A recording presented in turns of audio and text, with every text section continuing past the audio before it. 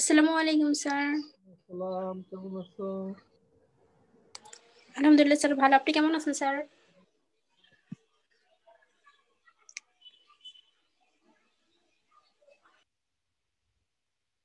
এর আগে কি ক্লাস করছো আজকে? জি স্যার। এর আগে কোনো ক্লাস করছো আজকে? না স্যার, আজকে তো এটাই ফার্স্ট ক্লাস। তাই? এর আগে একটা ছিল জি না? স্যার। 10টা না স্যার, কোনো ক্লাস তো ছিল না, লিংক তো দেওয়া হয়নি।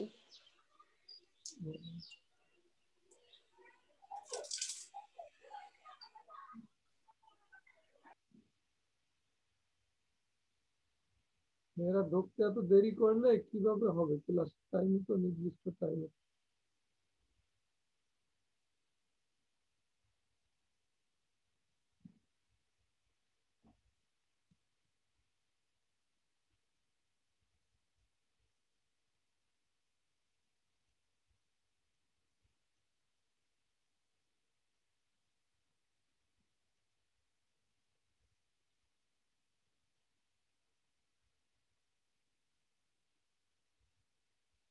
সাদিয়া খান, হ্যালো। চুপ থাক।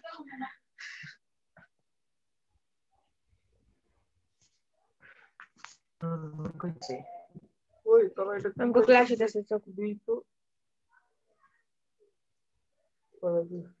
ঠিক আছে শুনে না নিয়ে ধরে দিব না। দূর বেড়া, কি পাইলাম ওটা দিয়ে তো আমরা গরুর হাট থেকে হারিয়ে গেলে এটা দেখলে যে খেয়ে গেলে তো আমরা গরুর হাট থেকে মুরগির হাটে জমা গরু খাইয়ে কি হয়ে এলাম সিলিন্ডার করে দেওয়া পরে লাস্ট সাদা পতাকা লইলো ওই ওই আমি সিলিন্ডার করলাম তোদের কাছে। আমরা দুজনের মেহ একসাথে জোড়া দিয়ে দেখবো আমরা একটা বড় গরু কিনবো, তারপর দুইটা বাক্য আমরা কাছে ওই পাগলা আগে কবি না ধরা রেডি হইতাছি। পরে সবাই গরু কিনতে গেল। শুরু হয়েছে কিন্তু কেউ আসে না লেগা ক্লাস। পরে সিংরামে কয় সিংরামে ওই তোরা আমার ফোন দিস না, তোরা মুতে মিস কল দিতে আমি আর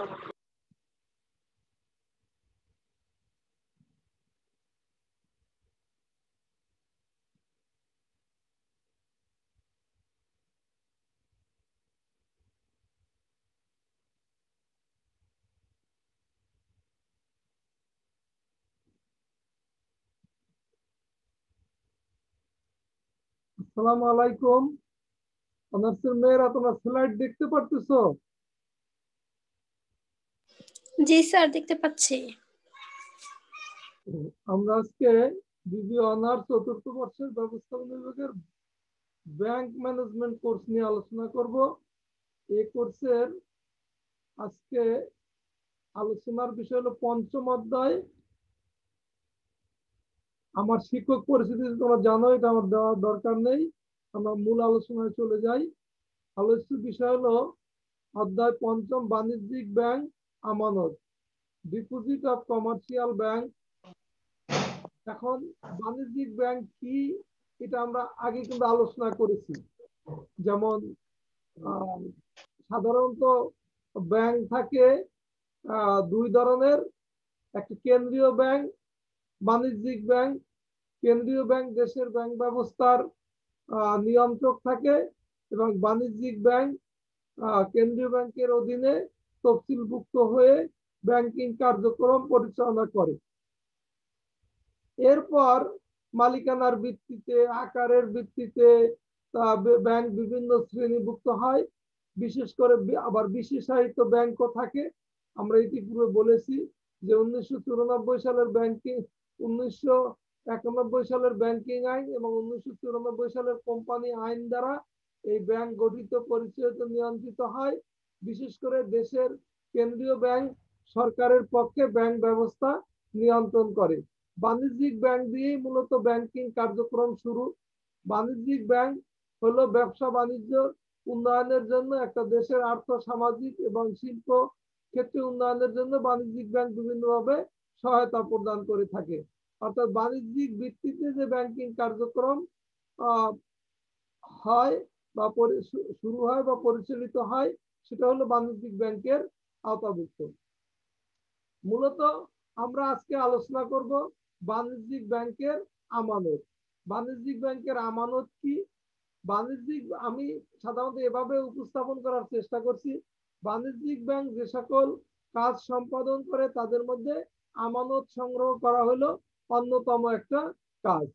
কোম্পানি হিসেবে বাজার হতে ব্যাংক যে মূলধন সংগ্রহ করে তা ব্যাংক কোম্পানির সাধারণ মূলধন হিসাবে গণ্য হয়, কিন্তু আর্থিক প্রতিষ্ঠান হিসাবে বিনিয়োগ বা ঋণ প্রদানের ক্ষেত্রে ব্যাংক শেয়ার মূলধনকেও ব্যবহার করে থাকে। এক্ষেত্রে সর্বাগ্রে জনগণের সুবিধার কথা চিন্তা করে জনগণ থেকে সংগৃহীত আমানত কি বেশি প্রাধান্য দেওয়া হয়। এ কারণে কাঙ্ক্ষিত লক্ষ্য অর্জনে বাণিজ্যিক ব্যাংক আমানত সংগ্রহের চেষ্টা চালায়। বাণিজ্যিক ব্যাংক, যে ব্যাংক যত বেশি আমানত সংগ্রহ করতে সক্ষম হয়, সে ব্যাংক তত বেশি বিনিয়োগ বা ঋণ প্রদানে আবার সক্ষম হয়। যখন আমানত গ্রহণ করতে সক্ষম হয় বা আমানত সংগ্রহে সক্ষম হয়, তখন সে আমানত সংগৃহীত আমানতকে শুধু ব্যাংকে বসিয়ে রাখে না, আমানতদারদের চাহিদা মেটানোর জন্য একটা অংশ তরল অর্থ হিসেবে হাতে রাখে, আমানতদারীদের মুনাফা প্রদানের জন্য একটা অংশ আবার ব্যাংক বিনিয়োগ করে থাকে। এই জন্য যে যত বেশি আমানত সংগ্রহ করতে পারে সে তত বেশি বিনিয়োগ করতে পারে। ব্যাংক বিশেষ করে বাণিজ্যিকভাবে যে আমানত সংগ্রহ করে তার মূল হিসাব হচ্ছে ব্যাংক হিসাব। ব্যাংক হিসাবের মাধ্যমে আমানতকারীদের আমানত সংগ্রহ করে থাকে। প্রতিযোগিতায় টিকে থাকার জন্য বর্তমান ব্যাংকগুলোকে এই আমানত সংগ্রহের জন্য নানা ধরনের কৌশল অবলম্বন করতে হয় এবং নানা ধরনের সুবিধা এরা গ্রাহকদের দিয়ে থাকে। যে ব্যাংক যত সুবিধা দিতে পারে, যে ব্যাংক যত অর্থের নিরাপত্তা দিতে পারে, যে ব্যাংকের সেবা প্রদানের কৌশল যত ভালো, সে ব্যাংকের প্রতি সাধারণ আমানতকারীরা আকৃষ্ট হয় এবং তাদের কাছে আমানত রাখতে উৎসাহ দেখাই থাকে। বাণিজ্যিক ব্যাংকগুলির সাধারণ ভূমিকা হলো যে জনগণ ও ব্যবসায়কে আর্থিক পরিষেবা প্রদানের, অর্থনৈতিক বা সামাজিক স্থিতিশীলতা এবং অর্থনৈতিক টেকসই বৃদ্ধির নিশ্চয়তা প্রদান করে থাকে। এক্ষেত্রে ঋণ সৃষ্টি বাণিজ্যিক ব্যাংকগুলির সবচেয়ে গুরুত্বপূর্ণ কাজ। কোন গ্রাহককে ঋণ অনুমোদনের সময় তারা ঋণ গ্রহীতাকে নগদ অর্থ প্রদান করে না। নগদ অর্থ প্রদানের পরিবর্তে তারা একটা আমানত অ্যাকাউন্ট খুলে যা থেকে ঋণ গ্রহীতা টাকা উত্তোলন করতে পারে। অন্যভাবে বলা যায়, ঋণ অনুমোদনের সময় তারা স্বয়ংক্রিয়ভাবে আমানত তৈরি করে থাকে। বাণিজ্যিক, যেমন কেন্দ্রীয় ব্যাংক মুদ্রা সৃষ্টি করে বা মুদ্রা পরিচালন করে বা সরকারের পক্ষে মুদ্রা ছাপায়, বাণিজ্যিক ব্যাংকগুলো এই ঋণ দানের মাধ্যমে আমানত সৃষ্টি করে থাকে। এরপর আসো, ব্যাংক আমানত কি? মূলত ব্যাংকের আমানত কি? আমার প্রথম বাণিজ্যিক ব্যাংক এবং এই ব্যাংকের যে মূল কাজ বা আমানত সৃষ্টি করা, তোমরা কি বুঝছো? মেয়েরা বুঝছো আমার আলোচনা থেকে? জ্যোতি কথা বলো, আনমিউট করো তোমার, তারপর কথা বলো। আমারই জি স্যার, বুঝতে পারছি। জি স্যার। তাহলে আসো এখন, ব্যাংক আমানত কি? What is bank deposit? Bank আমানত হলো ব্যাংকের আমানতকারীদের জমাকৃত অর্থ। আমরা আমানত শব্দ দিয়ে স্বাভাবিকভাবে বুঝি যে যেখানে অর্থ জমা করা হয়। তাহলে ব্যাংকের আমানত হলো ব্যাংকে এর আমানতকারীদের জমাকৃত অর্থ। অর্থাৎ বাণিজ্যিক ব্যাংক তার বিভিন্ন আমানত হিসেবে গ্রাহকের নিকট থেকে যে অর্থ সংগ্রহ করে তাকেই ব্যাংক আমানত বলে। বাণিজ্যিক ব্যাংকের প্রধান কাজ হলো জনগণ ও বিভিন্ন প্রতিষ্ঠানের নিকট থেকে বিভিন্ন হিসাবে আমানত সংগ্রহ করা। ব্যাংক আমানতের ধরন। ব্যাংক কিভাবে আমানত সৃষ্টি করে বা কি কি বিষয়ের উপরে ভিত্তি করে ব্যাংক আমানতের ধরন, কারণ এটা হলো চলতি হিসাব, সঞ্চয় হিসাব, মেয়াদি বা স্থায়ী আমানত। তোমরা জানো যে সাধারণত ব্যবসায়িক কার্যক্রম পরিচালনার জন্য বা যে হিসাবে লেনদেন বেশি হয় তার জন্য চলতি হিসাব খোলা হয়। সঞ্চয় হিসাব অর্থাৎ সাধারণ ব্যবসায়ী শ্রেণী ছাড়া সাধারণ জনগণ যারা আছে তারা সাধারণত সঞ্চয় হিসাব করে থাকে। তারপর মেয়াদি বা স্থায়ী আমানত, মেয়াদ চলতি হিসাব সঞ্চয় হিসাব ছাড়াও বিভিন্ন মেয়াদের হিসাব খোলা হয় এবং স্থায়ী আমানতও সৃষ্টি করা হয়ে থাকে। চলতি আমানত সাধারণত চলতি হিসাবে যে আমানত সংগৃহীত হয় তাকে চলতি আমানত বলে। এরূপ হিসাবে কোনরূপ সুদ প্রদত্ত হয় না। এর গ্রাহক কার্য দিবসে যতবার খুশি টাকা জমা দিতে পারে এবং চেক কেটে টাকা উত্তোলন করতে পারে। যাদের প্রত্যেক দিন প্রচুর আর্থিক লেনদেন করতে হয় তারা সাধারণত চলতি হিসাব খুলে থাকে। আর ব্যবসা বা অন্যান্য প্রতিষ্ঠান যাদের প্রয়োজন মূলত মূলধন, এরূপ হিসাবে মূলধন হিসাবও খুলে থাকতে পারে তারা। এ ধরনের আমানতকারীদেরকে ব্যাংক জমাকৃত ঋণ উত্তোলনের সুযোগ দেয়। চলতি হিসাবে লেনদেন যখন কোনো প্রতিষ্ঠানের ভালো হয় বা যখন তারা বিশ্বস্ততার পরিচয় দিতে পারে, যাদের সম্পদের পরিমাণ প্রচুর পরিমাণ থাকে, তারা অনেক সময় জমা অতিরিক্ত অর্থ উত্তোলন করতে পারে ব্যাংকের সাথে শর্ত সাপেক্ষে। তারপর আসো সঞ্চয় আমানত। ব্যাংকের সঞ্চয় হিসাবের বিপক্ষে যে আমানত সংগ্রহ করে তাকে সঞ্চয় আমানত হিসাবে আখ্যায়িত করা হয়। সীমিত আয়ের লোকজন, পেশাজীবী, চাকরিজীবী, ছাত্র সহ বিভিন্ন ব্যক্তিবর্গ সাধারণত এই সঞ্চয় হিসাব খুলে সঞ্চয় হিসাবের উপরে সামান্য পরিমাণ মুনাফা প্রদান করা হয় ব্যাংকিং নিয়ম অনুযায়ী।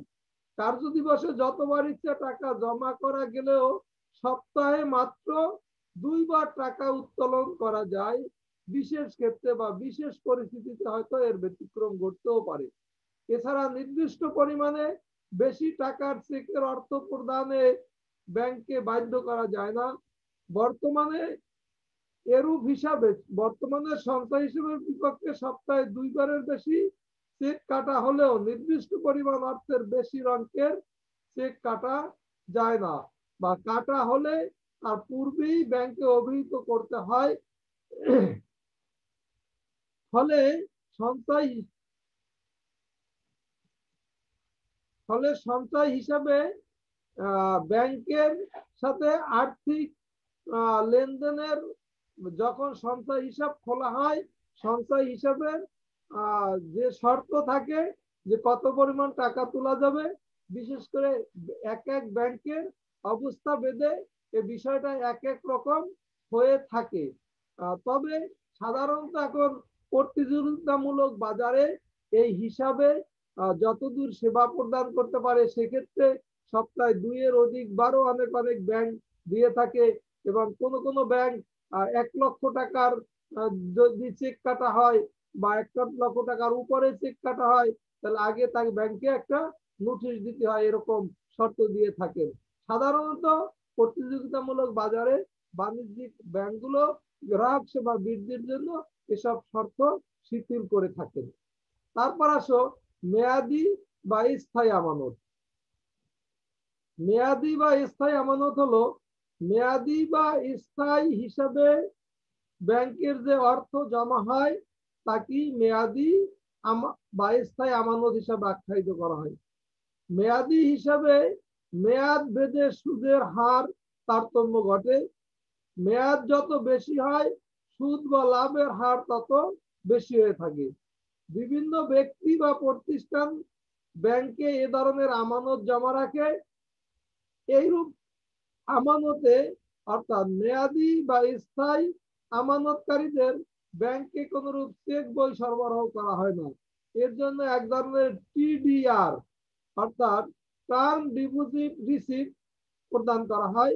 নির্দিষ্ট মেয়াদ শেষে এরূপ রসিদ ব্যাংকে উপস্থাপন করে আমানতকারী তার লভ্যাংশ সহ অর্থ উঠিয়ে নিতে পারে।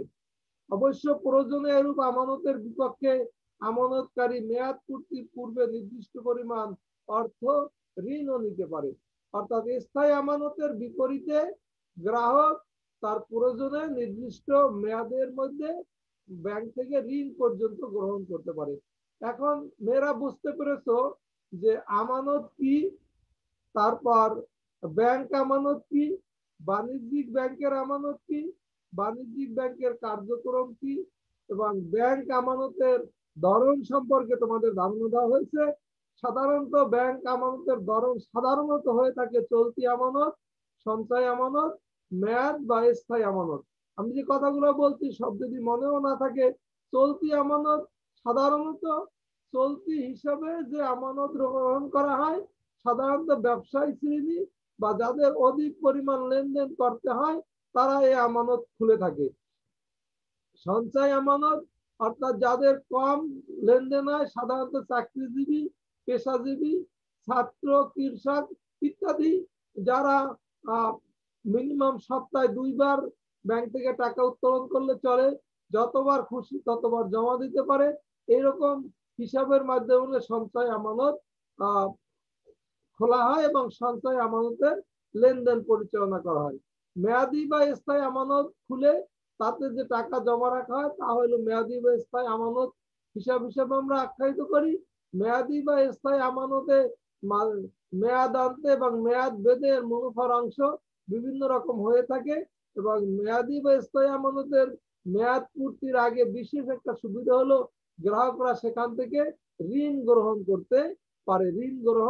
করতে পারে। তা মেরে এগুলো বুঝতে পেরেছো? জ্যোতি জি স্যার। বুঝতে পেরেছো? জি স্যার। এরপর আমরা আসি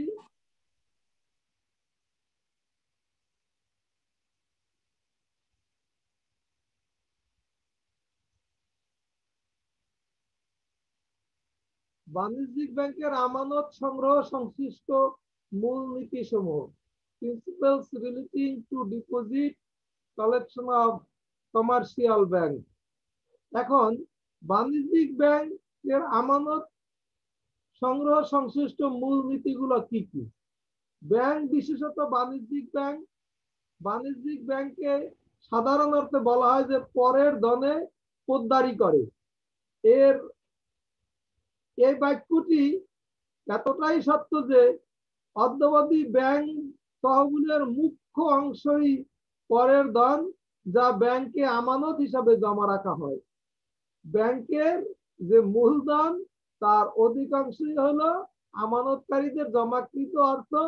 সে আমানতকারীদের অর্থ নির্দিষ্ট একটা নিয়ম নীতির মধ্যে ব্যাংক গ্রহণ করে থাকে এবং তা সে বিনিয়োগ করে, তা দিয়ে সে কেন্দ্রীয় ব্যাংকের শর্ত রক্ষা করে, তার মধ্য দিয়ে সে আমানতকারীদের চাহিদা মিটিয়ে থাকে। টোটালটা হলো অন্যের অর্থের রক্ষক, বিনিয়োগকারী, তারপর তাদের সুবিধা প্রদানকারী অবস্থানে এই বাণিজ্যিক ব্যাংকগুলো থেকে থাকে। সাধারণ অর্থে বাণিজ্যিক ব্যাংক এর আমানত সংশ্লিষ্ট মূল নীতির মধ্যে বিশেষ করে তারা কিভাবে গ্রাহকদের সর্বোচ্চ সুবিধা প্রদান করবে এবং তাদের নিজস্ব মুনাফা অধিক করতে পারবে তা বিবেচনা করে এই নীতিগুলো নির্দিষ্ট করা হয়। আমানত তহবিলের পরিমাণ যত স্ফীত হয় ব্যাংকের ঋণ দান ও বিনিয়োগের সামর্থ্য তত বেশি পায়। এটা তো আগে আমি বলেছি যে বাণিজ্যিক ব্যাংকের মূল কাজই হলো টার্গেটই থাকে কত বেশি আমানত তারা সংগ্রহ করতে পারে। আমানত যত বেশি সংগ্রহ করতে পারবে তার বিনিয়োগও বেশি করতে পারবে, আর বিনিয়োগ বেশি করতে পারলে মুনাফাও বেশি ভোগ করতে পারবে। তাই বাণিজ্যিক ব্যাংকে আমানত সংগ্রহের সবসময় অধিক নজর দেওয়ার প্রয়োজন পড়ে। আমরা আমানত সংগ্রহের মূল নীতি সমূহ এখন আলোচনা করব। বাণিজ্যিক ব্যাংকের আমানত সংগ্রহের মূল নীতি সমূহ আলোচনা করব। 1 নম্বর হলো সর্বোচ্চ পরিমাণ আমানত সংগ্রহ, তারপর হলো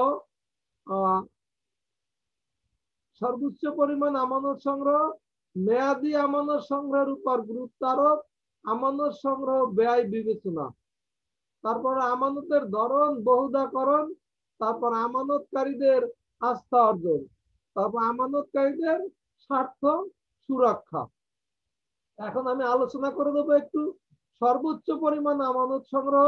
বাণিজ্যিক ব্যাংক সবসময় সর্বোচ্চ পরিমাণ আমানত সংগ্রহের চেষ্টা চালিয়ে থাকে। আমানতের পরিমাণ বৃদ্ধি পেলে ব্যাংকের ঋণ দান এবং বিনিয়োগের সামর্থ্য বৃদ্ধি পায়। যদি ব্যাংক ঋণ দান এবং বিনিয়োগের সামর্থ্য বৃদ্ধি পায়, সে ব্যাংক তত বেশি আর্থিকভাবে লাভবান হবে। এই জন্য সর্বোচ্চ পরিমাণ আমানত সংগ্রহ এর নীতি সমূহের অন্যতম একটা নীতি।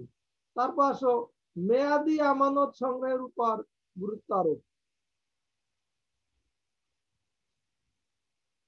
ব্যাংকগুলো চলতি এবং স্থায়ী হিসাবে যে অর্থ জমা পড়ে তা দিয়ে সাধারণত চাহিদা মেটানো কষ্টকর হয়ে দাঁড়ায়। কারণ চলতি হিসাবে যারা অর্থ জমা রাখে তাদের মূল উদ্দেশ্য থাকে তার আর্থিক নিরাপত্তা এবং ব্যবসায়িক বা প্রাতিষ্ঠানিক সুযোগ সুবিধা। এজন্য তারা তাদের টাকা দীর্ঘমেয়াদী কোনো বিনিয়োগ করা যায় না।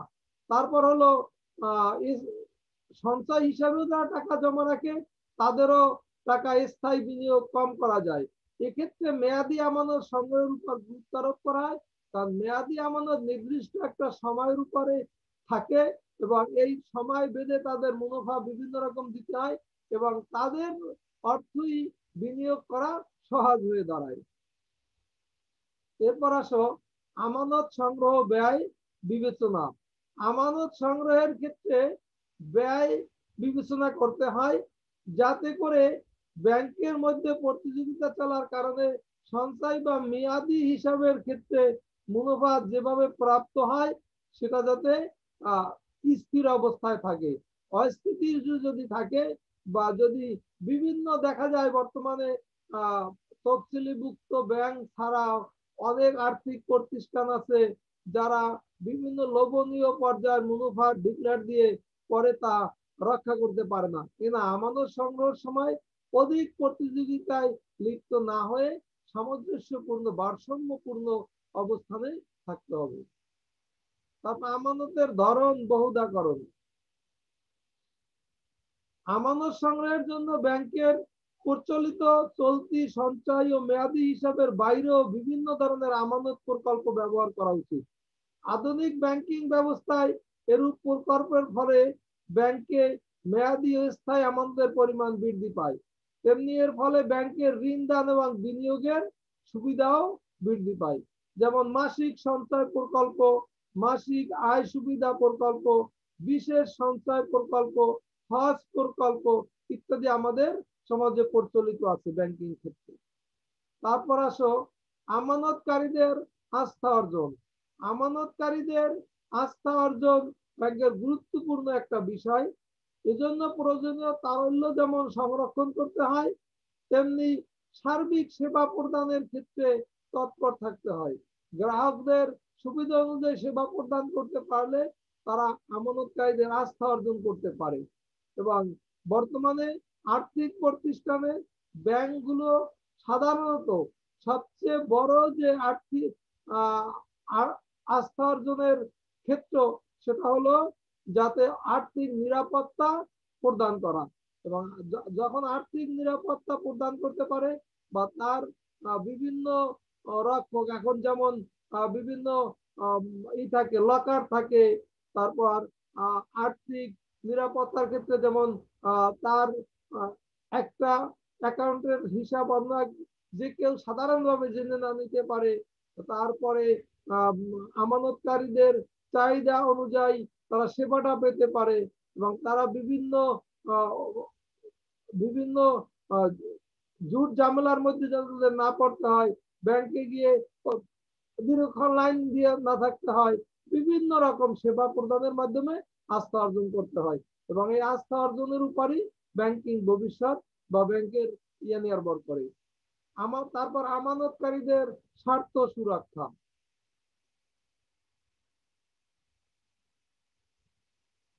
আমানতকারীদের স্বার্থ সুরক্ষা। বাণিজ্যিক ব্যাংক বর্তমানকালে আমানতের পরিমাণ বাড়ানোর জন্য আমানতকারীদের স্বার্থ সুরক্ষারও চেষ্টা করে। ব্যাংকগুলো এ বিষয়ে আমানতকারীদের মনে আস্থা সৃষ্টি চেষ্টা করে যে তাদের আমানতের অর্থ ফেরতের যথাযথ নিশ্চয়তা বিধান থাকে এবং তারা যাতে চাহিদা অনুযায়ী সেবা ব্যাংক থেকে পায়, এগুলোর উপর ভিত্তি করেই মূলত আমানতকারীদের স্বার্থ সংরক্ষণের জন্য চেষ্টা চালানো হয়। যে ব্যাংক আমানতকারীদের স্বার্থ যত বেশি দেখে তার প্রতি মানুষের আগ্রহ, ওই ব্যাংকিং কার্যক্রম চালানো মানুষের আরো বেশি আগ্রহ সৃষ্টি হয়ে থাকে। তাহলে মেয়েরা তোমরা এখন বুঝতে পেরেছো যে আমানত বাণিজ্যিক ব্যাংকে আমানত সংগ্রহের সংশ্লিষ্ট মূল নীতি সমূহ বুঝতে পেরেছো? জি স্যার। এর মধ্যে তোমাদের কার কোনো কোশ্চেন আছে? স্যার এখন কি ক্লাস শেষ হয়ে যাবে? শেষ করার চেষ্টা করব, আজকে আর আলোচনা করব, অন্য কথা বলবো। কেন বলো? না স্যার, পরের বিষয়ে কোনো কথা নাই, মানে স্যার একটু পরীক্ষা সম্পর্কে একটু কথা বলতাম। বলো বলো বলো। স্যার আমাদের 4th ইয়ারের ফাইনালটা কবে মানে হতে পারে আনুমানিক? 4th ইয়ারের ফাইনাল তোমাদের হলো যে নিয়ম হলো, শোনো, এখন জাতীয় বিশ্ববিদ্যালয় এই ক্রান্তিকাল করোনাকালীন সময় যে জট সৃষ্টি হয়েছে, সেখানে গত 4th ইয়ারের পরীক্ষাই তো 5টা নিয়ে বাকি পরীক্ষাগুলো বন্ধ করছে। ঠিক আছে? স্যার 4th ইয়ারের পর আবার 1st ইয়ার পরীক্ষা হয়, তারপর 2nd ইয়ার, 3rd ইয়ার, 4th ইয়ার, এরকম। সেক্ষেত্রে তোমরা অবশ্যই একটু সময় পাবে। তবে যতদূর শুনতেছি জাতীয় বিশ্ববিদ্যালয় ক্রাশ প্রোগ্রামের মতো 2 ইয়ার করেও একসাথে পরীক্ষা নিতে পারে। তো এই জন্য তোমাদের প্রস্তুত থাকতে হবে যে শিক্ষামন্ত্রী যেমন বলছে যে জুন মাসে এসএসসি পরীক্ষা শুরু করবে, আবার তোমরা দেখছো 4th ইয়ারের বিশেষ এবং 3rd ইয়ারের বিশেষ পরীক্ষা জাতীয় বিশ্ববিদ্যালয় রুটিন দিয়ে দিচ্ছে। খেয়াল করছো? না স্যার, রুটিন গুলো পাইনি স্যার। এখানে একটা যে আমাদের 3rd ইয়ারের লিংকে বিশেষ গ্রুপের মধ্যে একটা লিস্ট দেখছিলাম রুটিন। 3rd ইয়ারের বিশেষ রুটিন তোমাদের গ্রুপে আমি দেখলাম, তোমাদের জি গ্রুপে স্যার। দেখলাম। এটা হলো স্যার ওটা কি মধ্যে সঠিক? যারা 3rd ইয়ারে পাস করে গেছো, রেজাল্ট তো কিছুদিন আগে দিল, যারা ফেল জি স্যার। করছে, অথবা তোমাদের আগের ব্যাচে অনেক সময় 3rd ইয়ারে ফেল করছে কিন্তু 4th ইয়ারে পাস করে গেছে, এইরকম মেয়েদের জি স্যার। জন্য এই রুটিনটা আমি আজকে খেয়াল করে দেখছি। রুটিনটা স্যার যারা এবার 3rd ইয়ারের মানে 2-1 বিষয়ে খারাপ করছে তাদের জন্য কি এই রুটিনটা? তারাও এখানে পরীক্ষা দিতে পারবে, তারাও এখানে পরীক্ষা দিতে পারবে। স্যার এটার মধ্যে পরীক্ষা দিতে পারবে এই রুটিনে? এই সেশন যদি 13-14 হয়ে থাকে তাহলে পারবে। স্যার আমাদের তো 16-17 সেশন। না না, তোমরা 16-17 সেশন, কিন্তু এই বিশেষ বলতে যদি 13-14 থেকে শুরু করা, 9-10-এর একটা সিলেবাস ছিল জাতীয় বিশ্ববিদ্যালয়, বুঝছো? তারপর 13-14 সিলেবাস, তোমরা হলো 13-14 সিলেবাসের। এখন বিশেষটা যদি 9-10-এর হয়, এটা আমার ভালো করে দেখতে হবে, না জন্য তোমাদেরকে এরকম বলতে পারবো না। তবে যারা 3rd ইয়ারে 2-1 বিষয় খারাপ করছো, তাদের কিন্তু এই 3rd ইয়ার যখন নিয়মিত ফর্ম ফিল আপ হবে তাদের সাথে ফর্ম ফিল আপ করতে হবে। জি স্যার। তাদের ফর্ম ফিল আপ করতে হবে। স্যার যদি এই ইনফরমেশন থাকে তাহলে স্যার আমাদের একটু গ্রুপে একটু কষ্ট করে দিলে একটু ভালো হতো, যে 3rd ইয়ারের যে যারা আর কি খারাপ করছে এবার মানে পরীক্ষাটা কখন দিবে ফর্ম ফিল আপের, স্যার আমাদের যদি একটু নোটিশ দেওয়া হতো তাহলে ভালো হতো। ফর্ম ফিল আপ তোমরা একেবারে এখানে যে সশস্ত্র অবস্থায় থাকতে হবে, সবসময় প্রস্তুতি নিয়ে থাকতে হবে, যেহেতু এখন স্বাভাবিক সময় চলতেছে না, সবকিছুতে অস্বাভাবিকতা এই করোনাকালীন সময়। জন্য জাতীয় বিশ্ববিদ্যালয় নোটিশ বিভিন্ন সময় দেখতে হবে, যখন টাইম দেয় তখনই পরীক্ষা। তবে আমরা তোমাদের প্রথম সেমিস্টার পরীক্ষায় কিছুদিনের মধ্যে নেব। এই 4th ইয়ারের আমি রেজাল্টের জন্য অপেক্ষা করতেছিলাম, রেজাল্ট যেহেতু দিয়ে দিছে, 4th ইয়ারের প্রথম সেমিস্টার পরীক্ষা দেখি আমার টিচারদের সাথে আমি 6 তারিখ বসবো, বসার পর আমরা একটা ডিক্লার দেবো কবের মধ্যে নেব। 4th ইয়ার পরীক্ষার আগেই আমি বলছিলাম যে শীতকালীন বন্ধের মধ্যে হয়তো দিয়ে দিতে পারি, কিন্তু সেটা হয় নাই। আমরা চেষ্টা করব 15 তারিখের আগেই তোমাদেরকে যেমন অনলাইনে ওই 20 মার্ক করে পরীক্ষা নেব আর অ্যাসাইনমেন্ট দিয়ে দেবো ইনশাল্লাহ 40 মার্কের। তোমাদের দাবি করা হয়েছিল যে 40 অ্যাসাইনমেন্ট দিলে ভালো হবে। তুমি কি বলো, জ্যোতি কি বলো? স্যার আমাদের কি কোনো অ্যাসাইনমেন্ট দেওয়া হবে? হ্যাঁ, অ্যাসাইনমেন্ট দেওয়া হবে। আমি আগে ক্লাসে আলোচনা করছিলাম আগে একদিন, সেখানে মেয়েরা বলছিল স্যার 40 মার্কের অ্যাসাইনমেন্ট দিলে ভালো হবে। জি স্যার, 80 মার্কের স্যার অনেক বেশি হয়ে যায়। আর 2টা অ্যাসাইনমেন্ট নেবো, এখন এই জানুয়ারিতে একটা নেবো, আবার দেখা যাবে মার্চ মাসের শেষের দিকে একটা নেবো। 40, 40, 80 নেবো, এরকম করবো ইনশাল্লাহ। জি স্যার। তোমরা ভালো থাকো, ঠিকভাবে লেখাপড়া করবে, সুস্থ থাকবে। আর যেহেতু জি স্যার, আপনিও ভালো থাকেন। দ্বিতীয় ধাক্কা চলে আসছে, যেখানে থাকো স্বাস্থ্যবিধি মেনে চলবে। এবং তোমরা যেহেতু অনার্স 4th ইয়ারের ছাত্রী, তোমরা বাংলাদেশের সর্বোচ্চ স্তরের ছাত্রী, তোমরা তোমাদের আশেপাশে যারা আছে তাদেরকে উদ্বুদ্ধ করবে যাতে সবাই স্বাস্থ্যবিধি মেনে চলে। তোমরা ভালো থাকো, সুস্থ থাকো। যদি বেঁচে থাকি ইনশাল্লাহ তোমাদের সাথে আবার দেখা হবে। আসসালামু আলাইকুম। জি স্যার, আসসালামু আলাইকুম।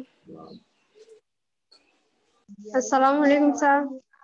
আসসালাম।